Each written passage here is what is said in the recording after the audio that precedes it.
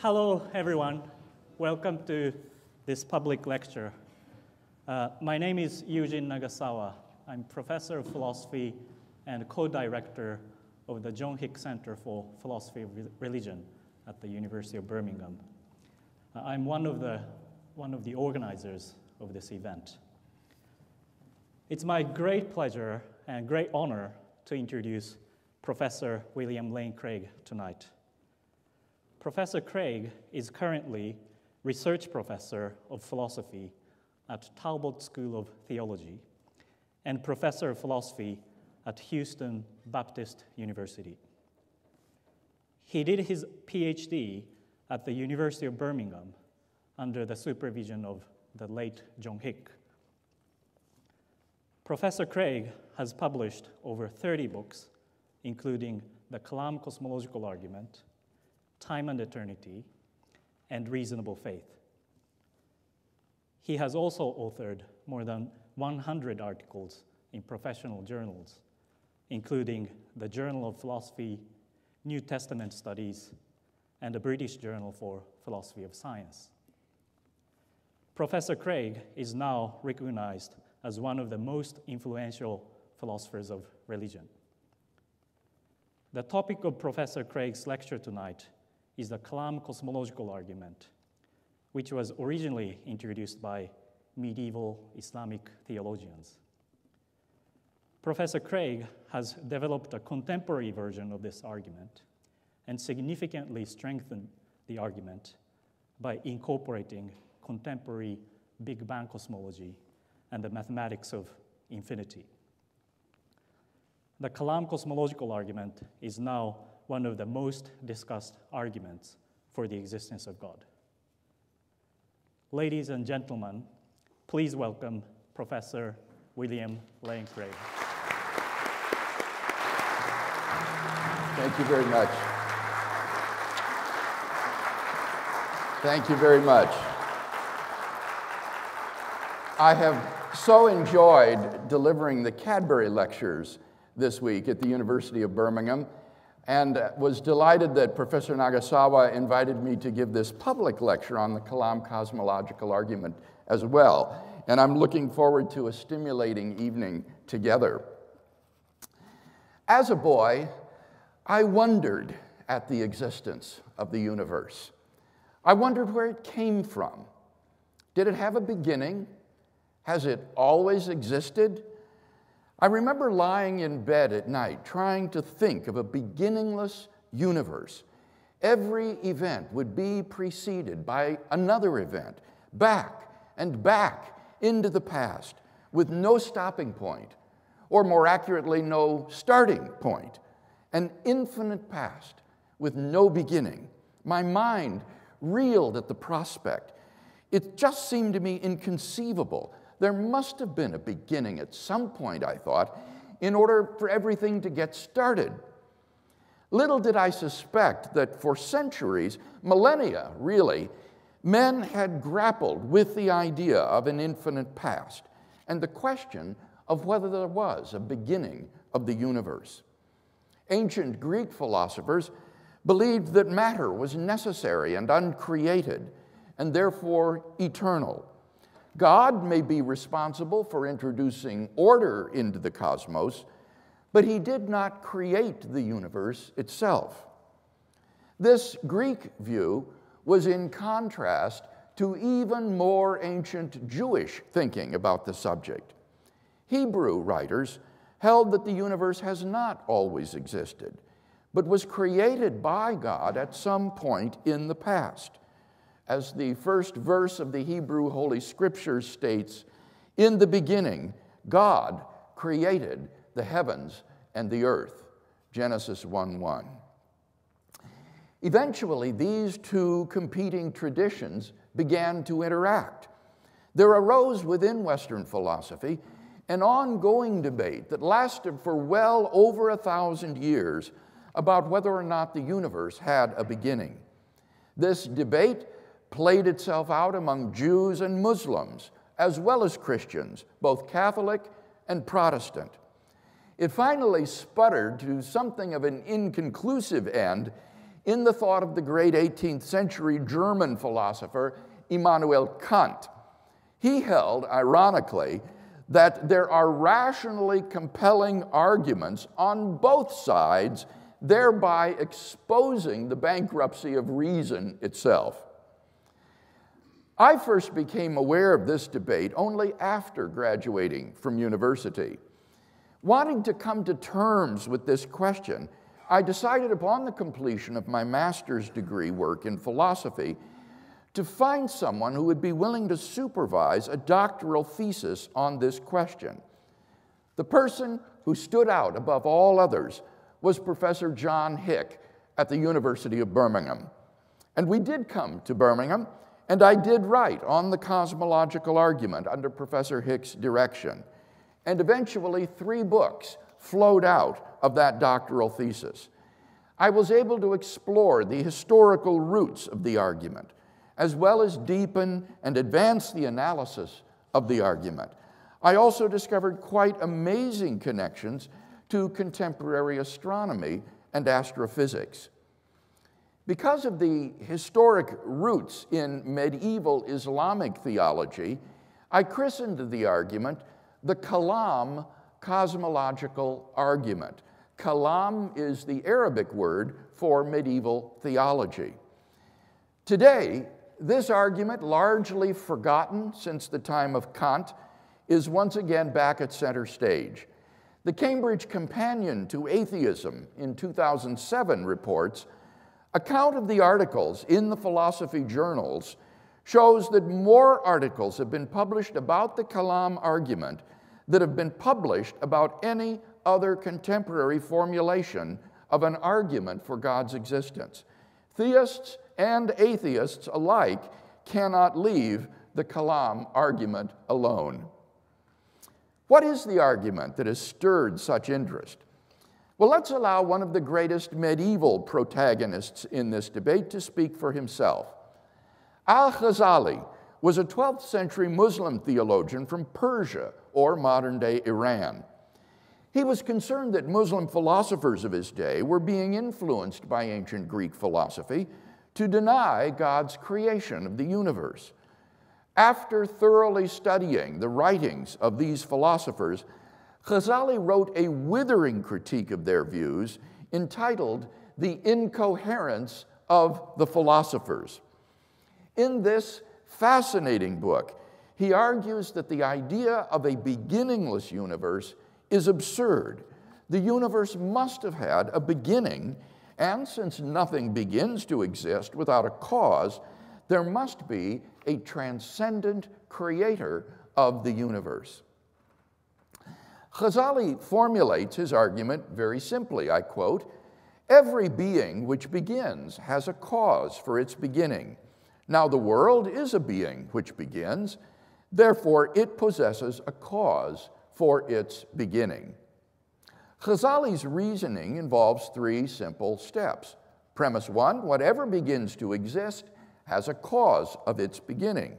Premise 2, the universe began to exist, from which it follows 3, therefore, the universe has a cause of its beginning.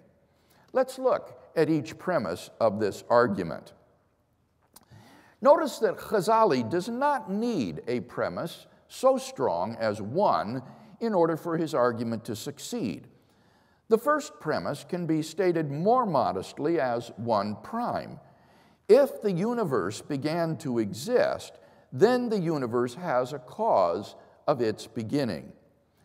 This more modest version of the first premise will enable us to avoid distractions about whether subatomic particles, which are the result of quantum decay processes, come into being without a cause. For this alleged exception to premise 1 is irrelevant to 1 prime. For the universe comprises all contiguous space-time reality. Therefore, for the whole universe to come into being without a cause is to come into being from nothing, which is absurd. In quantum decay events, by contrast, the particles do not come into being from nothing. As Christopher Isham, Britain's premier quantum cosmologist, cautions, care is needed when using the word creation in a physical context. One familiar example is the creation of elementary particles in an accelerator. However, what occurs in this situation is the conversion of one type of matter into another, with the total amount of energy being preserved in the process. Thus, this alleged exception to 1 is not an exception to 1 prime. Let me give 3 reasons in support of premise 1 prime. First, something cannot come from nothing. To claim that something can come into being from nothing is worse than magic. When a magician pulls a rabbit out of a hat, at least you've got the magician, not to mention the hat. But if you deny premise 1 prime, you've got to think that the whole universe just appeared at some point in the past for no reason whatsoever. But nobody sincerely believes that things, say a horse or an Eskimo village, can just pop into being without a cause. Second, if something can come into being from nothing, then it becomes inexplicable why just anything and everything doesn't come into being from nothing. Think about it. Why don't bicycles and Beethoven and root beer come into being out of nothing? Why is it only universes that can come into being from nothing? What makes nothingness so discriminatory? There can't be anything about nothingness that favors universes, for nothingness doesn't have any properties, nor can anything constrain nothingness, since there isn't anything to be constrained. Thirdly, common experience and scientific evidence confirm the truth of premise 1 prime. The science of cosmogony is based on the assumption that there are causal conditions for the origin of the universe. So it's hard to understand how anyone committed to modern science could deny that 1 prime is more plausibly true than false.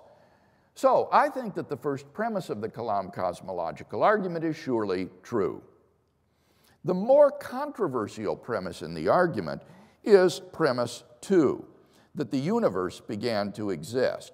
This is by no means obvious. So let's examine both philosophical arguments and scientific evidence in support of premise 2. First, the philosophical arguments. Ghazali argued that if the universe never began to exist, then there has been an infinite number of past events prior to today. But, he argued, an infinite number of things cannot exist. Ghazali recognized that a potentially infinite number of things could exist, but he denied that an actually infinite number of things could exist. When we say that something is potentially infinite, infinity serves merely as an ideal limit which is never reached. For example, you could divide any finite distance in half, then into fourths, then into eighths, then into sixteenths, and so on to infinity. The number of divisions is potentially infinite in the sense that you could go on dividing endlessly, but you would never arrive at an infinity-th division. You would never have an actually infinite number of parts or divisions. Now, Ghazali has no problem with the existence of a merely potential infinite, for these are just ideal limits. But he argued that if an actually infinite number of things could exist, then various absurdities would result. If we're to avoid these absurdities, then we must deny that an actually infinite number of things exist. That implies that the number of past events cannot be actually infinite. Therefore, the universe cannot be beginningless. Rather, the universe began to exist. It's very frequently alleged that this kind of argument has been invalidated by developments in modern mathematics. In modern set theory, the use of actually infinite sets is commonplace. For example, the set of natural numbers, 0, 1, 2, 3, and so on, has an actually infinite number of members in it. The number of members in this set is not merely potentially infinite, according to modern set theory. Rather, the number of members is actually infinite. Many people have inferred that these developments undermine Ghazali's argument. But is that really the case? Modern set theory shows that if you adopt certain axioms and rules, then you can talk about actually infinite collections in a consistent way without contradicting yourself. All this accomplishes is showing how to set up a certain universe of discourse for talking consistently about actual infinites. But it does absolutely nothing to show that such mathematical entities really exist or that an actually infinite number of things can really exist. If Ghazali is right, this universe of discourse may be regarded as just a fictional realm, like the world of Sherlock Holmes, or something that exists only in your mind. The way in which Ghazali brings out the real impossibility of an actually infinite number of things is by imagining what it would be like if such a collection could exist, and then drawing out the absurd consequences. Let me use one of my favorite illustrations called Hilbert's Hotel, which is the brainchild of the great German mathematician David Hilbert. Hilbert first invites us to imagine an ordinary hotel with a finite number of rooms.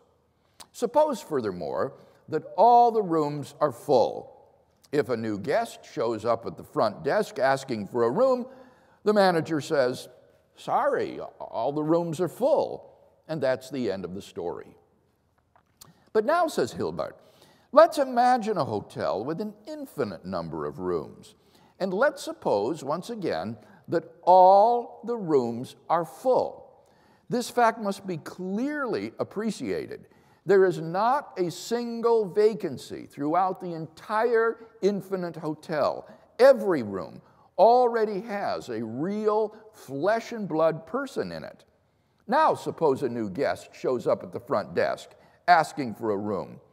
"No problem," says the manager, and he moves the person who was staying in room 1 into room 2. The person who was staying in room 2 into room 3. The person who was staying in room 3 into room 4, and so on out to infinity.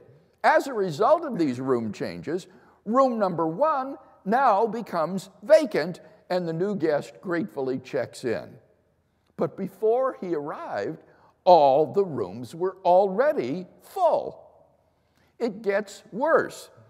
Let's now suppose, Hilbert says, that an infinity of new guests shows up at the front desk asking for rooms. "No problem," says the manager. And he moves the person who was staying in room 1 into room 2. The person who was staying in room 2 into room 4. The person who was staying in room 3 into room 6, and so on, each time moving the person into the room numbered twice his own. Since any number multiplied by 2 is an even number, all the guests wind up in the even-numbered rooms. As a result, all of the odd-numbered rooms become vacant, and the infinity of new guests is easily accommodated. In fact, the manager could do this an infinite number of times and always accommodate infinitely more guests. And yet, before they arrived, all the rooms were already full. As a student once remarked to me, Hilbert's Hotel, if it could exist, would have to have a sign posted outside, "No vacancy, guests welcome." Can such a hotel exist in reality? Hilbert's Hotel is absurd. Since nothing hangs on the illustrations involving a hotel, The argument can be generalized to show that the existence of an actually infinite number of things is absurd. Sometimes students react to Hilbert's hotel by saying that these absurdities result because the concept of infinity is beyond us and we can't understand it. But this reaction is mistaken and naive. As I said, infinite set theory is a highly developed and well-understood branch of modern mathematics. The absurdities result precisely because we do understand the nature of the actual infinite. Hilbert was a smart guy, and he knew well how to illustrate the bizarre consequences of the existence of an actually infinite number of things. Really, the only thing the critic can do at this point is to just bite the bullet and say that a Hilbert's hotel is not absurd. Sometimes critics will try to justify this move by saying that if an actual infinite could exist, then such situations are exactly what we should expect. But this response is inadequate. Hilbert would of course agree that if an actual infinite could exist, the absurdities with the imaginary hotel would be what one would expect. Otherwise, it wouldn't be a good illustration. But the question is whether such a hotel really is possible. So I think that Ghazali's first argument is a good one. It shows that the number of past events must be finite. Therefore, the universe must have had a beginning. We can summarize Ghazali's argument as follows. Premise 1, an actual infinite cannot exist. 2, an infinite temporal regress of events is an actual infinite. 3, therefore, an infinite temporal regress of events cannot exist. In addition to this argument, Ghazali has a second, independent argument for the beginning of the universe. The series of past events, Ghazali observes, has been formed by adding one event after another. The series of past events is like a sequence of dominoes, falling one after another until the last domino, today, is reached.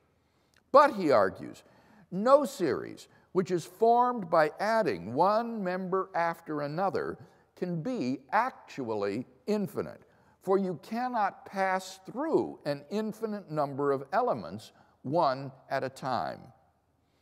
This is easy to see in the case of trying to count to infinity. No matter how high you count, there is always an infinity of numbers left to count. But if you can't count to infinity, how could you count down from infinity? This would be like someone's claiming to have counted down all the negative numbers ending at 0. -3, -2, -1, 0. This seems crazy. For before he could count 0, he would have to count -1. And before he could count -1, he would have to count -2. Before he could count -2, he would have to count -3, and so on, back to infinity. Before any number could be counted, an infinity of numbers would have to have been counted first. You just get driven back and back into the past so that no number could ever be counted. But then the final domino could never fall if an infinite number of dominoes had to fall first. So today could never be reached. But obviously, here we are. This shows that the series of past events must be finite and have a beginning. Ghazali thought to heighten the impossibility of forming an infinite past by giving illustrations of the absurdities that would result if it could be done. For example, suppose that for every one orbit that Saturn completes around the Sun, Jupiter completes 2. The longer they orbit, the farther Saturn falls behind. If they continue to orbit forever, they will approach a limit at which Saturn is infinitely far behind Jupiter. Of course, they will never actually arrive at this limit. But now turn the story around. Suppose Jupiter and Saturn have been orbiting the Sun from eternity past, which will have completed the most orbits. The answer is that the number of their orbits is exactly the same, infinity.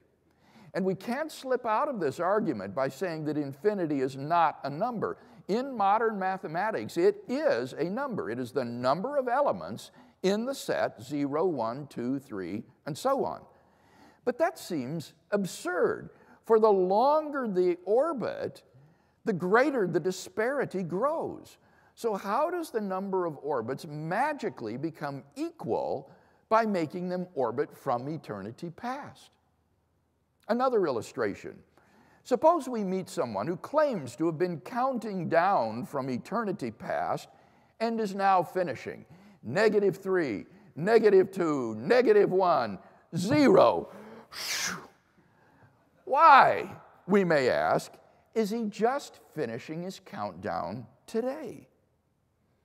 Why didn't he finish yesterday? Or the day before that? After all, by then, an infinite amount of time had already elapsed. So if the man were counting at the rate of 1 number per second, he's already had an infinite number of seconds to finish his countdown. He should already be done. In fact, at any point in the past, he has already had infinite time, and so should already have finished. But then, at no point in the past can we find the man finishing his countdown, which contradicts the hypothesis that he has been counting from eternity past. Alexander Pruss and Robert Koons have recently defended an engaging contemporary version of Ghazali's argument called the Grim Reaper paradox. Imagine that there are infinitely many Grim Reapers who are bent on your destruction. You are alive at midnight. Grim Reaper number 1 will strike you dead at 1 a.m. if you are still alive at that time. Grim Reaper number 2 will strike you dead at 12:30 a.m. if you are still alive then. Grim Reaper number 3 will strike you dead at 12:15 a.m., and so on. Such a situation seems clearly conceivable given the possibility of an actually infinite number of things, but it leads to an impossibility. You cannot survive past midnight, and yet you cannot be killed by any Grim Reaper at any time. Pruss and Koons show how to reformulate the paradox so that the Grim Reapers are spread out over infinite time rather than over a single hour. For example, by having every Grim Reaper swing his scythe on January 1st of each past year if you have managed to live that long. These illustrations only strengthen Ghazali's claim that no series which is formed by adding one member after another can be actually infinite. Since the series of past events has been formed by adding one member after another, it can't be actually infinite. It must have had a beginning. And so we have a second good argument for premise 2, that the universe began to exist. We can summarize this argument as follows. 1, a collection formed by successive addition cannot be an actual infinite. 2, the temporal series of events is a collection formed by successive addition. 3, therefore, the temporal series of events cannot be an actual infinite. One of the most astonishing developments of modern astronomy, which Ghazali could never have anticipated, is that we now have strong scientific evidence as well for the beginning of the universe. The first scientific confirmation of the universe's beginning comes from the expansion of the universe. All throughout history, men have assumed that the universe as a whole was unchanging. Of course, things in the universe were moving about and changing, but the universe itself was just there, so to speak. This was also Albert Einstein's assumption when he first began to apply his new theory of gravity, called the general theory of relativity, to the universe in 1917. But Einstein found that there was something terribly amiss. His equations described a universe which was either blowing up like a balloon or else collapsing in upon itself. During the 1920s, the Russian mathematician Alexander Friedmann and the Belgian astronomer Georges Lemaître decided to take Einstein's equations at face value, and as a result, they came up independently with models of an expanding universe. In 1929, the American astronomer Edwin Hubble, through tireless observations at Mount Wilson Observatory, made a startling discovery which verified Friedmann and Lemaître's theory. He found that the light from distant galaxies appears to be redder than expected. This red shift in the light was most plausibly due to the stretching of the light waves as the galaxies are moving away from us. Wherever Hubble trained his telescope in the night sky, he observed this same red shift in the light from the galaxies. It appeared that we are at the center of a cosmic explosion, and all the other galaxies are flying away from us at fantastic speeds. Now, according to the Friedmann-Lemaître model, we're not really at the center of the universe. Rather, an observer in any galaxy will look out and see the other galaxies receding from him. This is because, according to the theory, it is really space itself which is expanding.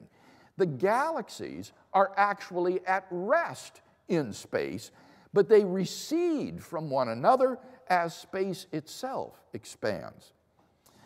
The Friedmann-Lemaître model eventually came to be known as the Big Bang theory. But that name can be misleading. Thinking of the expansion of the universe as a sort of explosion could mislead us into thinking that the galaxies are moving out into a pre-existing empty space from a central point. That would be a complete misunderstanding of the model. The theory is much more radical than that. As you trace the expansion of the universe back in time, everything gets closer and closer together. Eventually, the distance between any 2 points in space becomes zero. You can't get any closer than that. So at that point, you've reached the boundary of space and time. Space and time cannot be extended any further back than that. It is literally the beginning of space and time.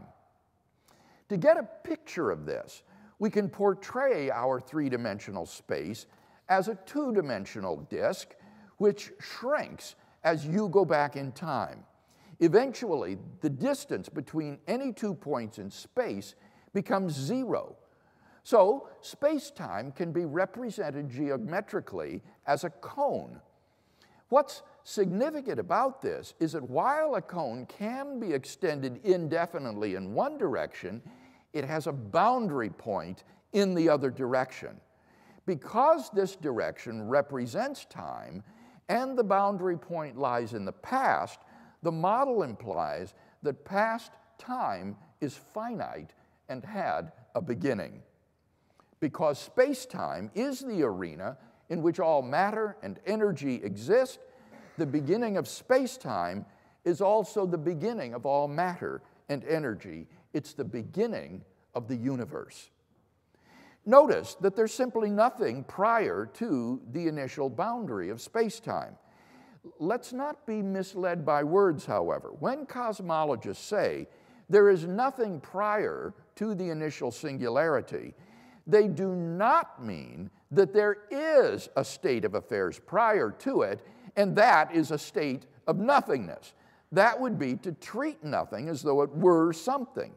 Rather, they mean that at that boundary point, it is false that there is something prior to this point. The standard Big Bang model thus predicts an absolute beginning to the universe.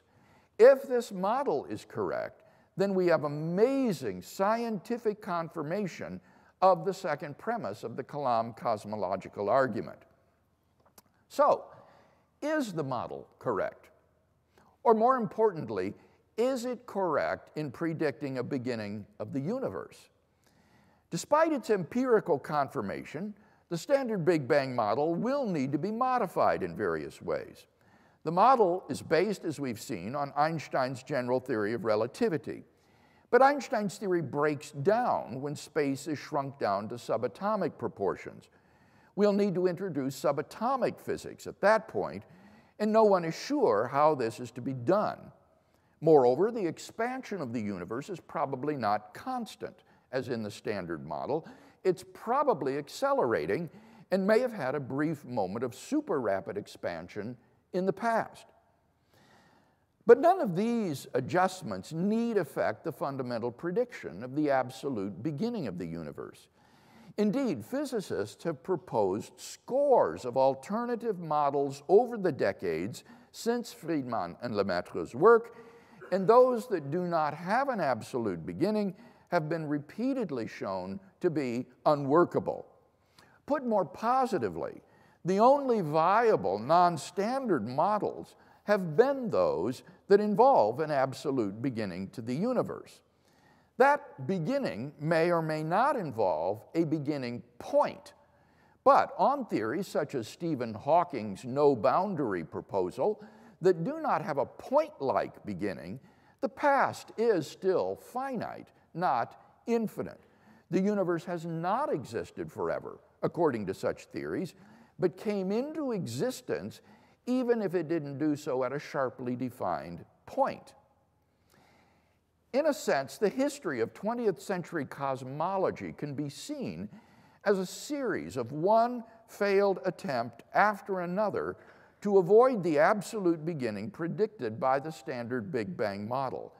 That prediction has now stood for nearly 100 years during a period of enormous advances in observational astronomy and creative theoretical work in astrophysics.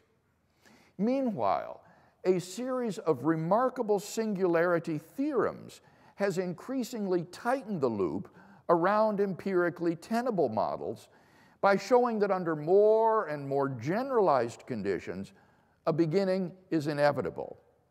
In 2003, Arvind Borde, Alan Guth, and Alexander Vilenkin were able to show that any universe, which is on average in a state of cosmic expansion throughout its history, cannot be infinite in the past, but must have a beginning. That goes for multiverse scenarios as well. In 2012, Vilenkin showed that models which do not meet this one condition still fail for other reasons to avert the beginning of the universe. Vilenkin concluded, and I quote, "None of these scenarios can actually be past eternal. All the evidence we have says that the universe had a beginning." The Borde-Guth-Vilenkin theorem proves that classical space-time, under a single very general condition, cannot be extended to past infinity, but must reach a boundary at some time in the finite past. Now, either there was something on the other side of that boundary or not. If not, then that boundary just is the beginning of the universe. If there was something on the other side, then it will be a region described by the yet-to-be-discovered theory of quantum gravity. In that case, Vilenkin says, it will be the beginning of the universe. Either way, the universe began to exist. Now, of course, scientific results are always provisional. We can fully expect that new theories will be proposed, attempting to avoid the universe's beginning. Such proposals are to be welcomed and tested. Nevertheless, it's pretty clear which way the evidence points. Today, the proponent of Ghazali's cosmological argument stands comfortably within the scientific mainstream in holding that the universe began to exist. As if this weren't enough, there's actually a second scientific confirmation of the beginning of the universe, this one from the second law of thermodynamics. According to the second law, unless energy is being fed into a system, the system will become increasingly disorderly. Now, already in the 19th century, scientists realized that the second law implied a grim prediction for the future of the universe. Given enough time, all the energy in the universe will spread itself out evenly throughout the universe. The universe will become a featureless soup in which no life is possible. Once the universe reaches such a state, no significant further change is possible. It is a state of equilibrium. Scientists called this the heat death of the universe. But this unwelcome prediction raised a further puzzle. If given enough time, the universe will inevitably stagnate in a state of heat death, then why, if it has existed forever, is it not now in a state of heat death? If in a finite amount of time the universe will reach equilibrium, then given infinite past time, it should by now already be in a state of equilibrium. But it's not. We're in a state of disequilibrium, where energy is still available to be used, and the universe has an orderly structure. The 19th century Austrian physicist Ludwig Boltzmann proposed a daring solution to this problem. Boltzmann suggested that perhaps the universe is, in fact, in a state of overall equilibrium. Nevertheless, by chance alone, there will arise more orderly pockets of disequilibrium here and there. Boltzmann referred to these isolated regions of disequilibrium as worlds.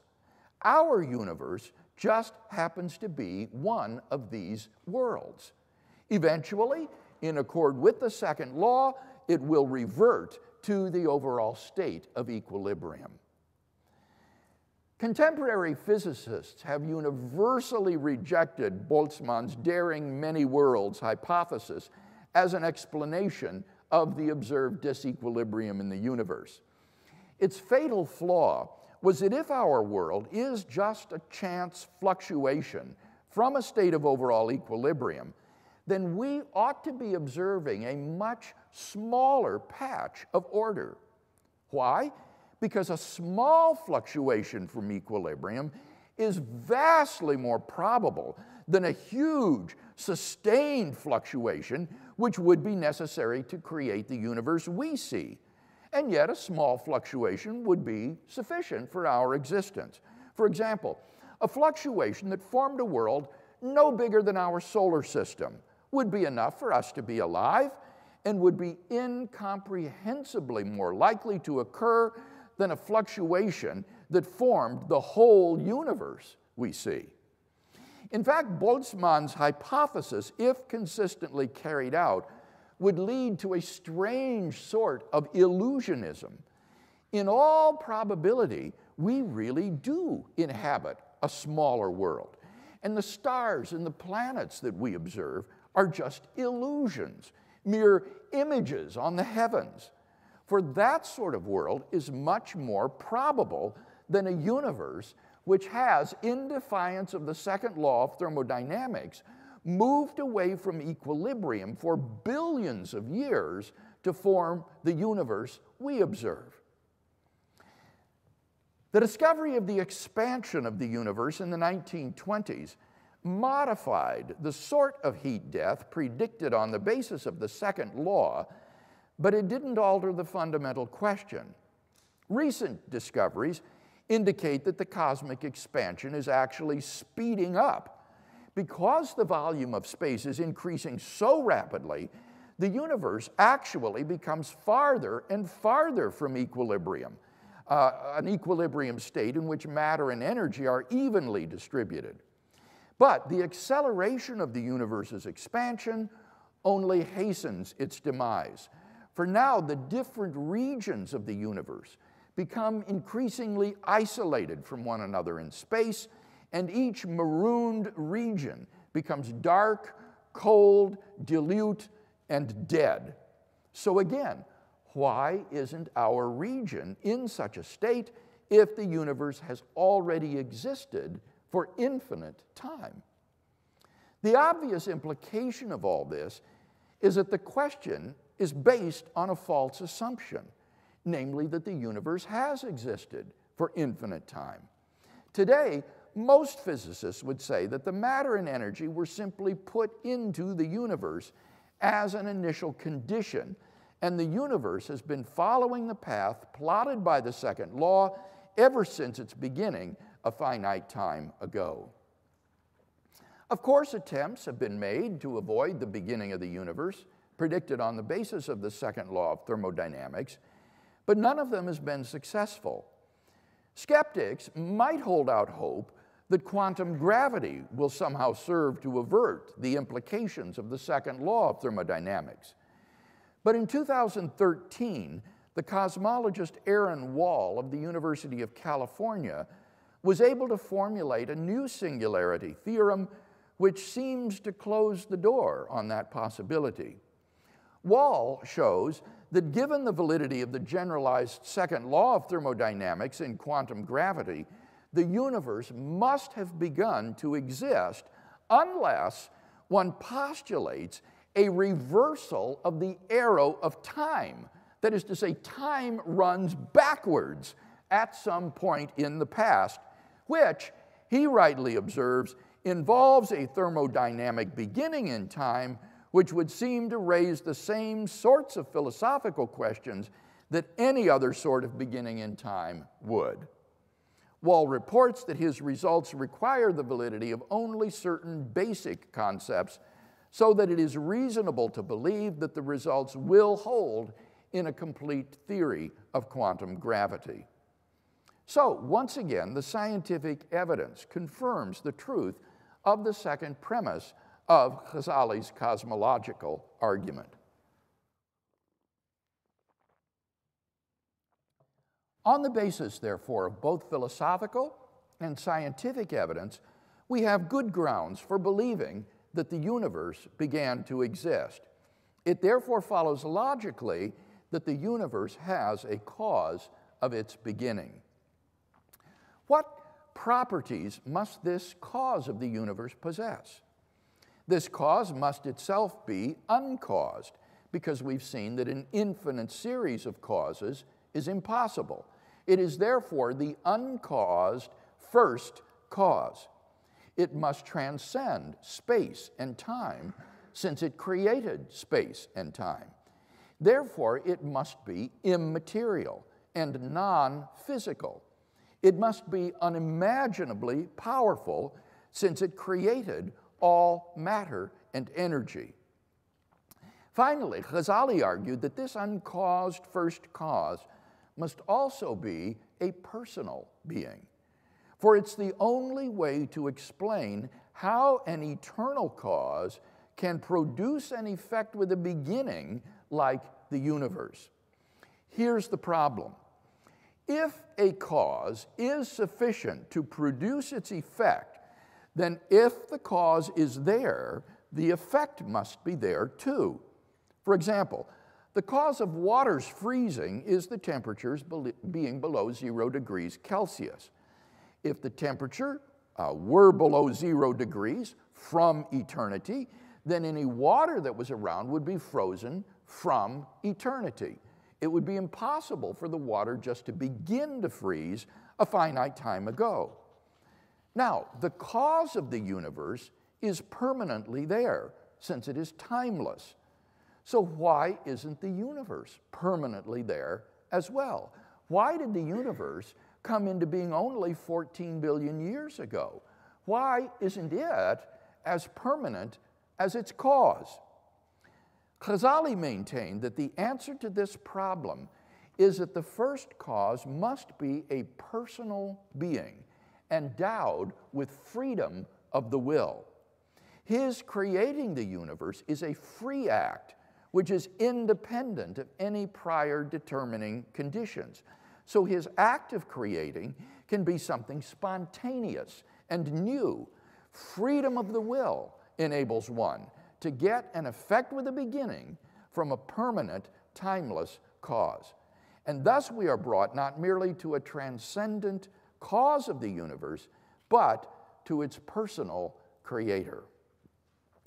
This is admittedly hard for us to imagine, but one way to think about it is to envision the creator existing alone without the universe as changeless and timeless.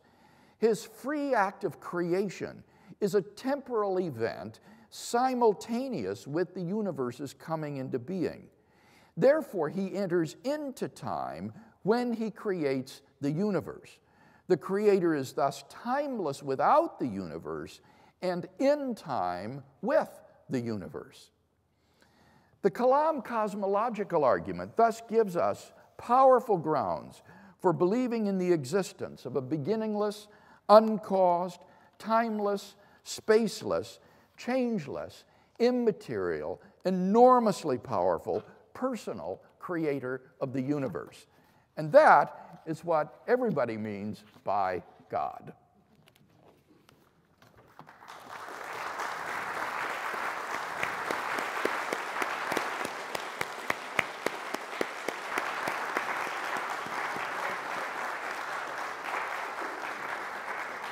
Thank you so much for the most intellectually stimulating lecture. Now, I would like to open a Q&A session. This is a great opportunity for you to ask Professor Craig a question. We would like to start from the back over there. So if you have any questions, please raise your hand. Hi, Dr. Craig. Thanks very much. It was a fascinating talk, and very, very clear as well. You seem to suggest, and it seems quite obvious to say, that either the universe went back forever or it didn't. And yet, a number of people say that the Big Bang wasn't the beginning of the universe, or wasn't the beginning of everything. There was something that caused the Big Bang, or there was something that the Big Bang came out of. So you could call it some kind of quantum cauldron or quantum soup or something that the Big Bang came out of. This would itself not be temporal, because, as I understand it, and I might be wrong, the time and space began with the beginning of the universe, with the Big Bang. And so the thing that the Big Bang came out of wasn't itself temporal.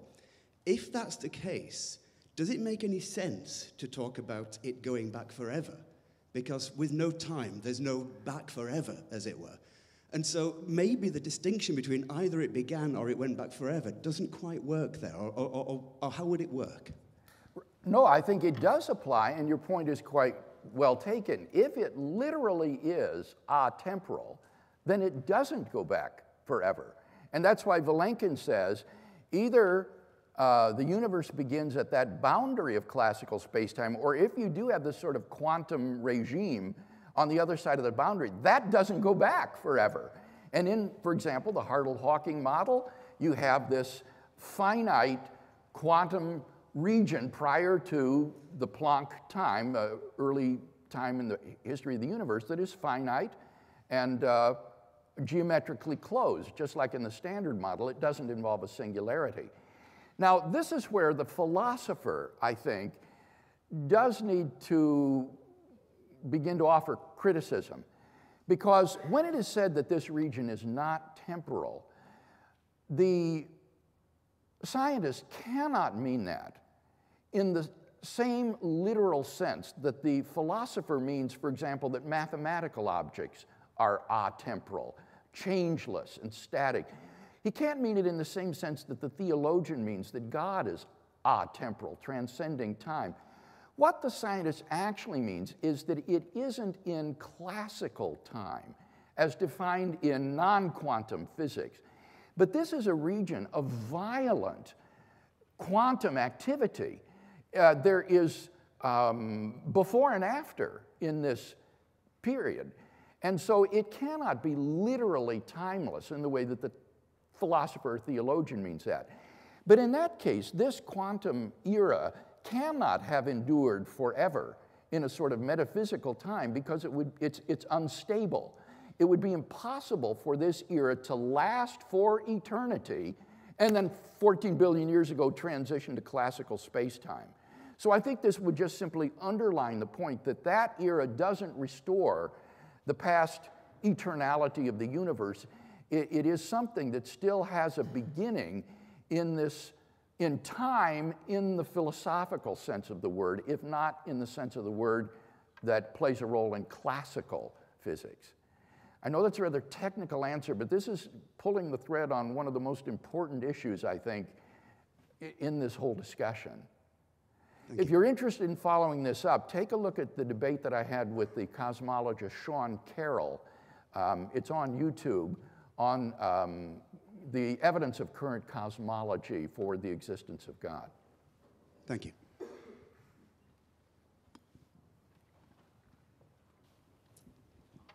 Okay, as far as I understand it, the laws of cause and effect say that a cause cannot be greater than its effect and vice versa.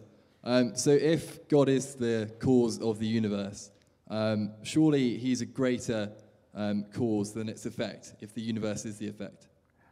Okay, I didn't quite understand that. Can you help me? So I think the idea is that if God is the creator of the universe, then because God is the cause of the universe, it has to be greater than the universe itself. Oh, okay. Now, as your question was explained to me, the idea is that a cause needs to be greater than its effect. And I would agree with that in this case, that we have to have a cause which is endowed with incomprehensible power in order to produce space, time, matter, and energy without any pre-existing material. So this would be a being which is, if not omnipotent, of incomprehensible power and greatness. So I think that's absolutely correct. This has to be something that is greater than the finite universe.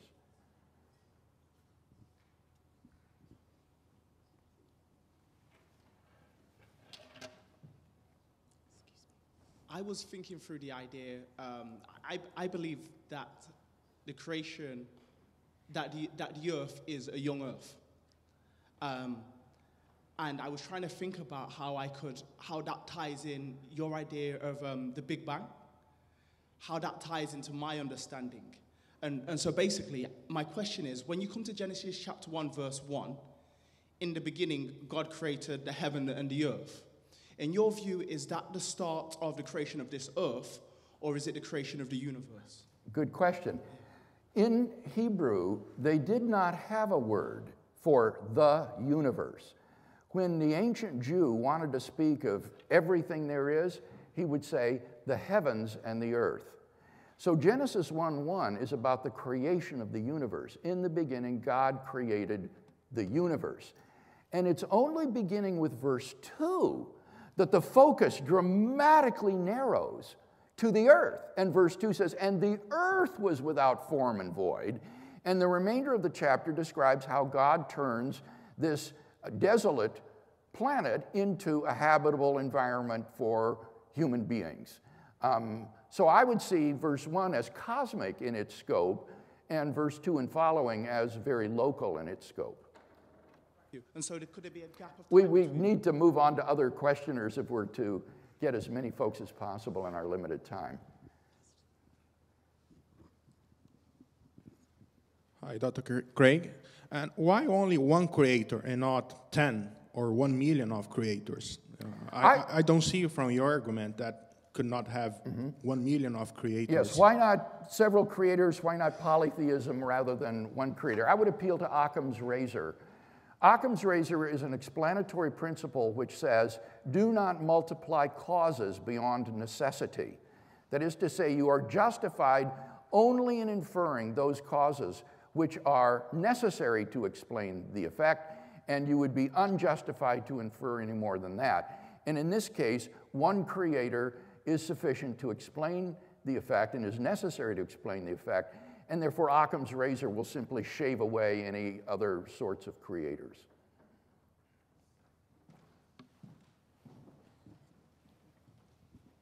Thank you very much for your great talk.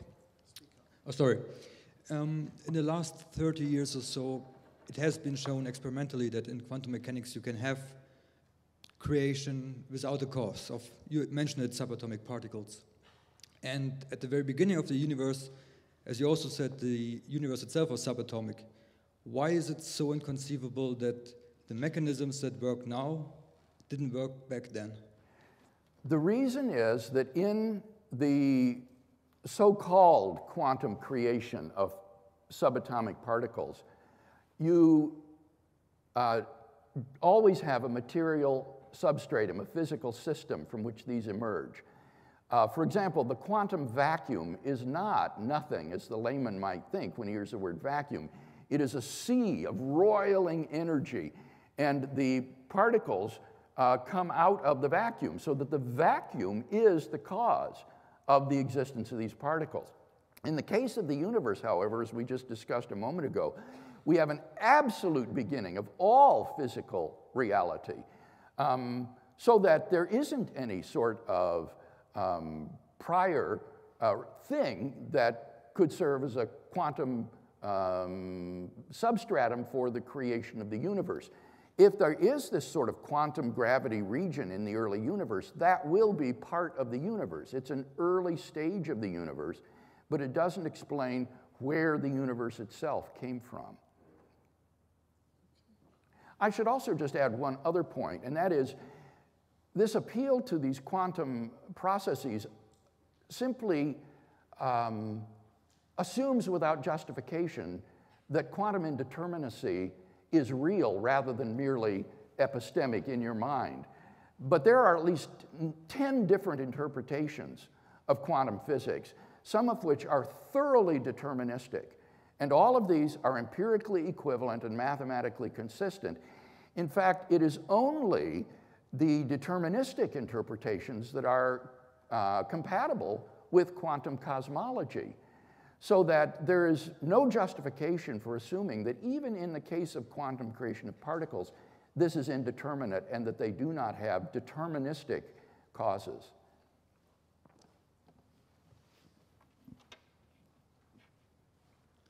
What inspirations can one derive from religious texts such as Quran, where existence of God, whose teachings about existence of God are confirmed by philosophical arguments and scientific discoveries? I've debated Muslim apologists on a number of occasions, and I'm not persuaded by those sorts of arguments for the divine inspiration of the Quran. For example, it said that the Quran predicts modern embryology because it says that we came from a clot of blood. Well, you can read this sort of thing in ancient medicine, ancient doctors like Galen. So there's not really anything there that I think amounts to a substantive argument. It's either reading in between the lines of the text, or I think the text is so vague that it could be interpreted in multiple ways. But that's quite off the topic of tonight, and I don't care to address the truth of the Quran any further. I noticed there are just males sticking their hands up. Are there any ladies who'd like to ask a question? Ah, there we are. Hang on. There's one.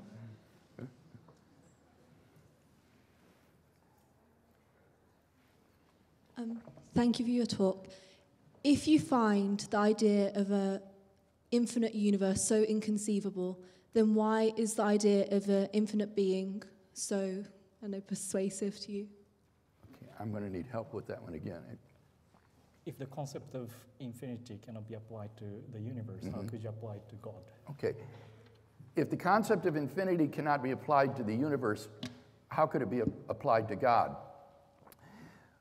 It's important to distinguish between what we might call a quantitative concept of the infinite and a qualitative concept of the infinite. I am talking in this lecture about quantitative concepts, mathematical concepts of the infinite, where the infinite is a collection composed of an infinite number of definite and discrete parts or members. When theologians talk about God's infinity, they're not using it in that sort of quantitative sense. They don't think that God is a collection composed of an infinite number of definite and discrete parts. Rather, what they mean is that God is omnipotent, omniscient, omnipresent, eternal, morally perfect, and so forth. All of these omni attributes. So the word infinite there is used in a qualitative sense, not a quantitative sense, to simply describe God's superlative attributes, and none of those involve the existence of an actual infinite number of things in the way that we've been discussing this evening.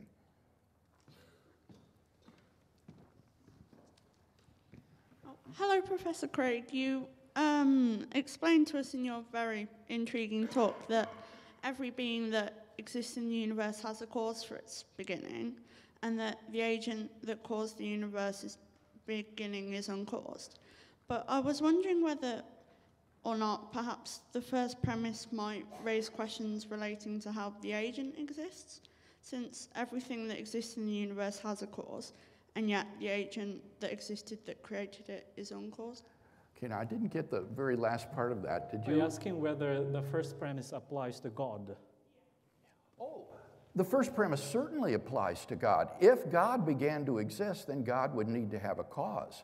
Otherwise, that would be special pleading. So what this premise gets you back to, as I say, is a first uncaused cause. The premise is not that everything that exists has a cause.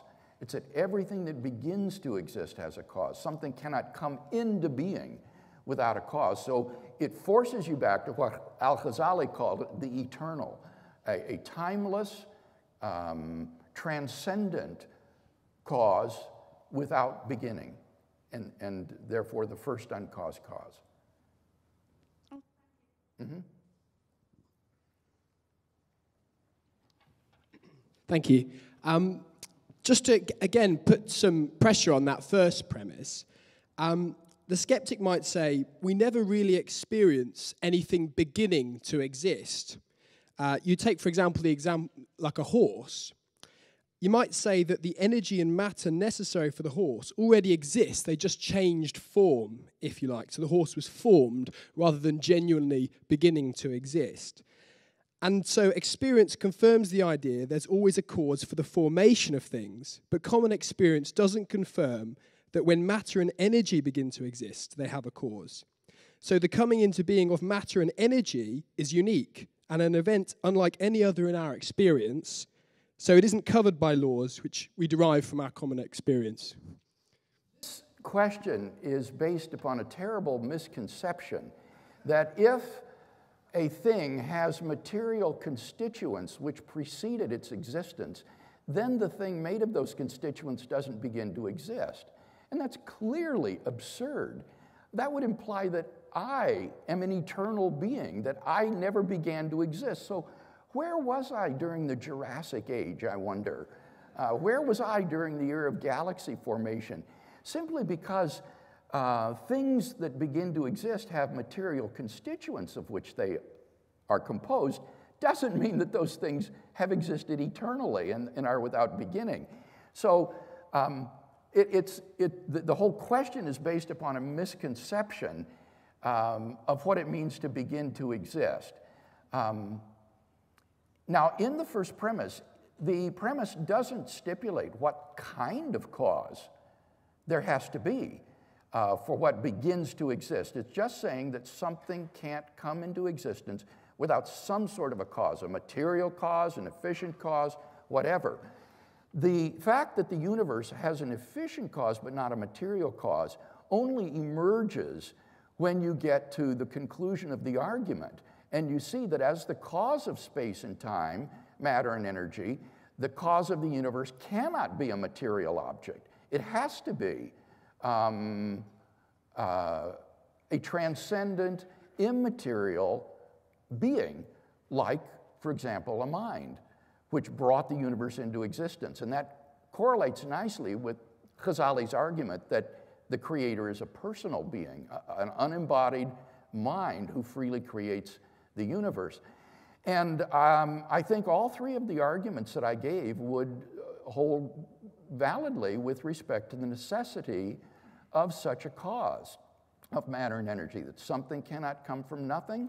If something could come from nothing, then it's inexplicable why just anything and everything doesn't do so.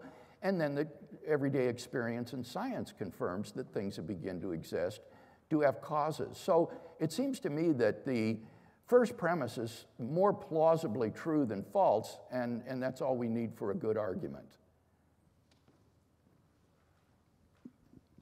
Professor Craig, it's a pleasure to have you speak here because I argued against your Kalam Cosmological argument in my extended project, and I can finally confront you. So you seem to kind of cherry pick different theories, different physical and mathematical theories. You use the Born-Guth-Vilenkin theorem in your favor, saying that there cannot be an infinite universe, but you fail to address the fact that the Born-Guth-Vilenkin theorem says that virtual particles can materialize out of fluctuations in subatomic vacuum, and this behavior is completely random. An opponent of yours... You're, I take it, kind of repeating things from your paper. Yeah. But these questions have already been addressed this evening, when both in the talk and in the answer to the questions at the back of the auditorium, where we said, yes, the Born-Guth-Vilenkin theorem shows that classical space-time goes back to a boundary, right? And either there was something on the other side or not. If not, the boundary was the beginning of the universe. If there was, it was a quantum gravity era, and that is then the beginning of the universe. But in neither case do you get a universe that's extended infinitely into the past.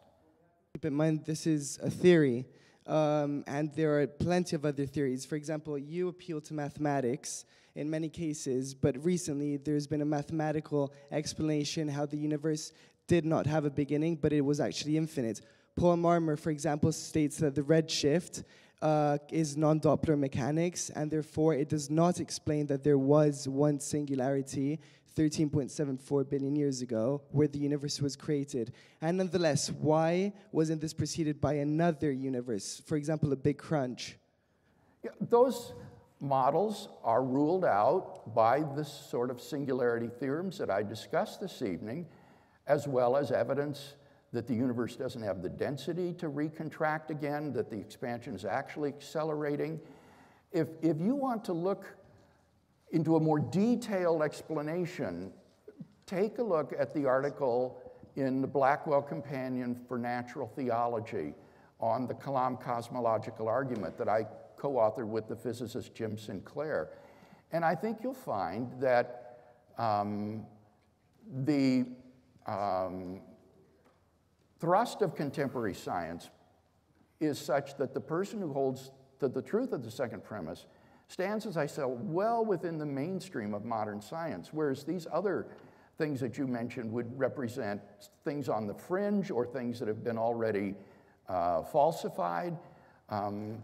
So I would just ask you to take a look at an article like that where one goes into more detail than what we've been able to do this evening. My question is to do with the first premise with regards to entities beginning to exist without a cause, out of nothing. If we took a very simple definition of the term cause and said a cause simply is a collection of necessary conditions for any entity to begin to exist, and it would need to be sufficient, right? Yes. Sufficient conditions. Yes, sufficient conditions. Isn't one of the sufficient conditions for any entity to begin to exist the fact that it has to have a basis in reality? And therefore, if an entity can begin to exist uncaused, it means it's beginning to exist without fulfilling that condition of having to have a basis in reality. Then we're postulating, aren't we postulating entities that begin to exist without having any basis in reality, which sounds impossible or absurd, as you're saying? Yes. Well, now, if I understood the question right, I would concur completely that it makes absolutely no sense to say that something could have been caused by an unreal being, something that doesn't really exist. Clearly, if there is a cause of the universe, it had to be something that really exists, not a fictional or imaginary entity. This needs to be real. So that's why this would be a strong argument for the reality of a first personal cause of the universe. Good afternoon. I'm afraid I lost you on your argument about a personal being. Yes. Elaborating on a point that was made a little while earlier, you say that before the beginning, if you like, there would not have been even an eternal equilibrium without a personal being due to the cause being spontaneous. But surely by definition of something being atemporal, there would have been no eternity anyway. By definition, any cause... The last part again, if something is atemporal... If something is atemporal, there would have been no eternity. Surely by definition, any actual cause would have been spontaneous regardless of its nature. Okay, I'm trying to understand your point. The idea here is that there is a cause of the universe which is timeless, eternal, and therefore permanent. And as this fellow down here said, if all of the sufficient, or if all the necessary conditions are in place, if you have the sufficient conditions for the effect in place permanently, then the cause should be there, or the effect should be there too. You can't have all the causal conditions sufficient for the effect without having the effect there. Otherwise, the conditions weren't truly sufficient. So how in the world do you get a cause that is permanent and sufficient, but an effect that only begins to exist a finite time ago? Ghazali argued, and here I think it's a brilliant insight, is that the only way to do this is if the cause of the universe is a person. That is to say, the appeal here is to agent causation. An agent who is endowed with freedom of the will can spontaneously produce an effect without any antecedent determining conditions. It's wholly independent of the antecedent determining conditions. And so freedom of the will is what makes it possible to have a timeless, permanent cause, and yet an effect that only begins to exist a finite time ago. And as I argued, I think that that moment at which this cause exercises its causal power and brings the universe into being is the moment at which that creator enters into time, so that the creator is timeless without the universe and in time from the moment of creation forwards. Thank you. Hello, Dr. Craig. Going back to what you said about an actual infinite cannot exist, and that we can't split time and we can't split distance, could you say that because of the original beginning, we can't split the universe into an infinite amount of universes, so therefore the multiverse cannot exist because we can't split the universe into an actual amount of infinites? I'm going to need some help with that one. I didn't quite understand. I think maybe you misunderstood Professor Gray's argument. Maybe. I'm just trying to ask if multiverses can exist. Would you be able to rephrase your question? Basically, I'm trying to ask is, because we can't have an actual infinite, can we not have an actual infinite of universes? Therefore, can we not have an... Okay, I think the question is whether you reject the hypothesis of the multiverse. Yeah, because you reject I think I understand now the point. It wouldn't rule out a multiverse that had a finite number of universes in the world ensemble. If you do agree that an actually infinite number of things cannot exist, then you're correct. You could not have a multiverse or world ensemble composed of an actually infinite number of multiverses. And physicists have sometimes expressed reservations precisely on that head, that this would involve an actually infinite number of universes. So you would need to have a multiverse that had at best finite, a large number of universes. But then, of course, the question is that going to be sufficient to explain the fine-tuning of the universe by chance alone, which is a different argument that is relevant to these multiverse proposals.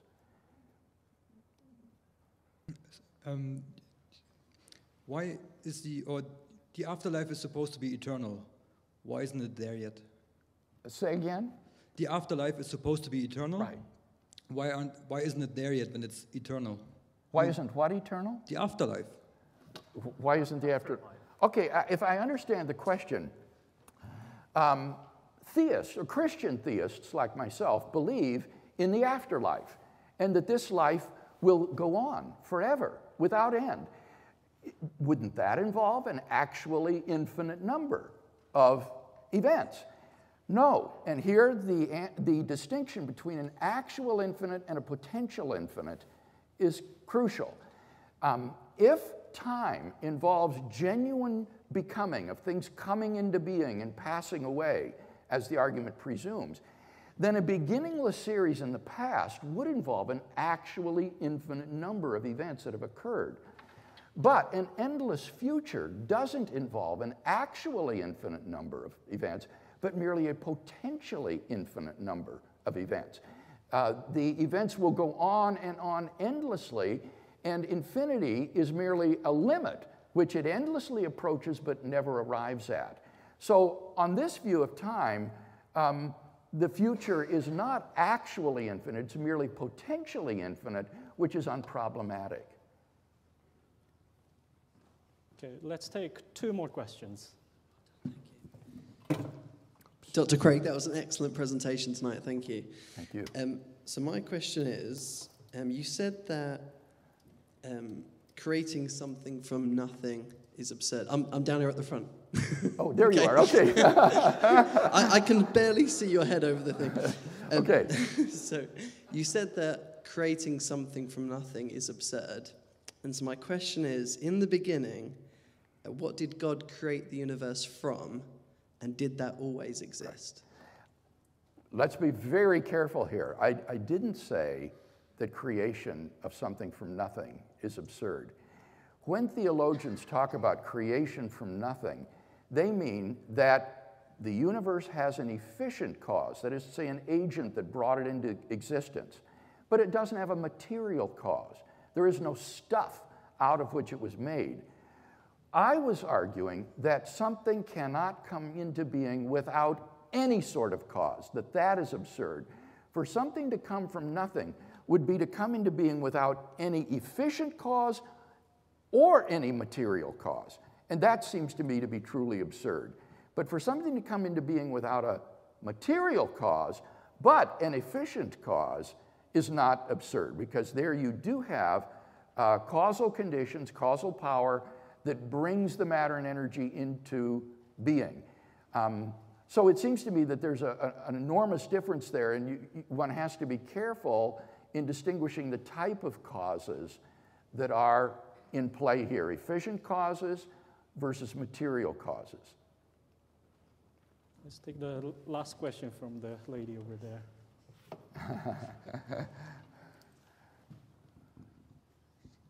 Okay then, so this is my favorite question. How then do we deal with the issue of we have a creator God and before time he wasn't, or he or she or whatever, was not a creator God. So we've got, by choosing God, spontaneously choosing to create, we have a change in God. And a change in God is very problematic.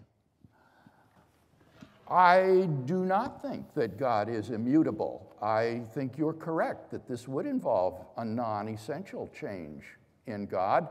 And I have written quite a number of books on God and time in which I explore this issue in enormous depth.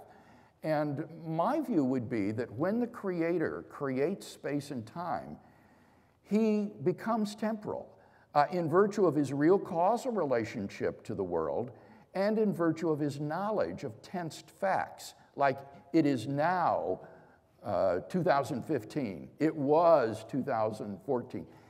Both of those would imply, I think, at least extrinsic change in God and probably even intrinsic change.